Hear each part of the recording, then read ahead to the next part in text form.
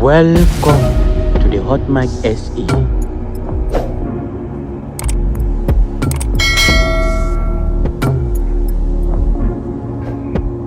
The time is upon us.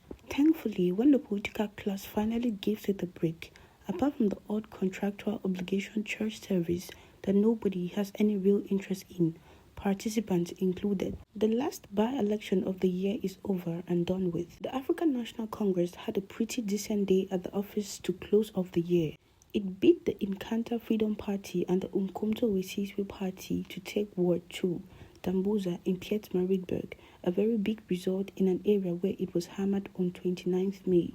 The ANC also snatched Ward 7 at Hampton Local Municipality in the Northern Cape from the Democratic Alliance, a nice early Christmas present from the good people of Calvinia. The non-stop barrage of WhatsApp messages, emails and ex-posts churned out by the political parties has finally stopped, along with the last-minute flurry of congresses, people's assemblies and rallies than those who would like to rule the country subjected us to. The South African Communist Party, the Economic Freedom Fighters and the MK Party all gave it a last fling before heading off for their holidays.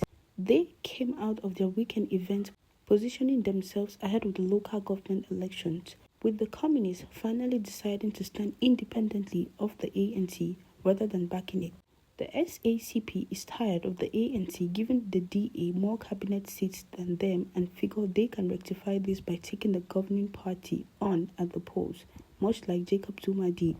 Zuma's strategy won him plenty of votes, but when it comes to cabinet seats or even MEC positions, the old man's party got Dololo. Solly Mampila is no Jacob Zuma, so the SACP might end up positioning itself even further from the levers of power come 2026 than it is at the moment.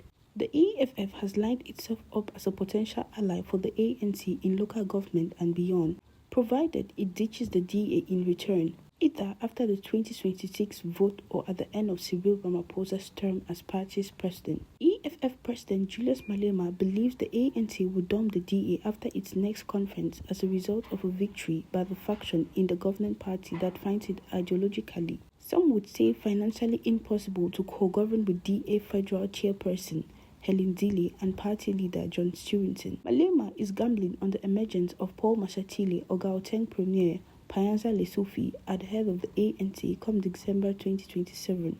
But he, like Ace Magashule, may too discover that 5 years is a very long time in politics. Zuma is vibing Black Jesus and has positioned his party as the focal point of resistance to the government of national unity. Zuma wants all the other parties to vote for him come the 2026 and 2029 elections. Obaba reckons they should make their X next to his head from here onwards until he is back in the union buildings, and then go about their business as before.